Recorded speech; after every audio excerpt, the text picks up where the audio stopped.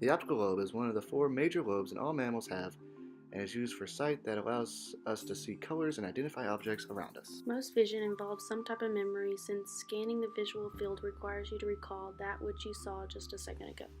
It allows us to respond to things we see without us knowing, like when you close your eyes when something is flying towards you. The lobe has to move extremely fast to perceive what you see and act accordingly with the other lobes of the brain. That way you can move your hand or other stuff that happens. The main processes of the lobe is particularly to determine color and distance and size and depth of objects in your visual field, as well as visual stimuli, particularly familiar faces and objects that you see around you.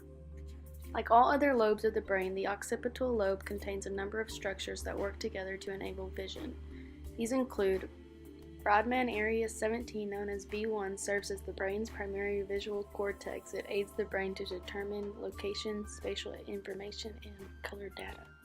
The ventral steam, known sometimes as V2, this is a secondary visual cortex that helps brain assign meaning to what it sees. Without V2, you would still be able to see, but wouldn't have no conscious awareness of what you were seeing or understand anything at all. The lateral geniculate bodies, these structures take in optic information from retinal sensors in each eye, sending raw information to each visual cortex.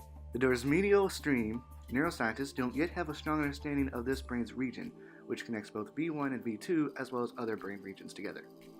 The langula, this area receives information from the contralateral inferior retina to gather information about the field of vision.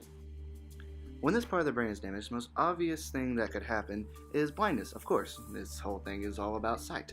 But there's some other interesting effects, such as epilepsy, which will occur sometimes, and only 5 to 10% of epilepsy is occurred from the occipital lobe.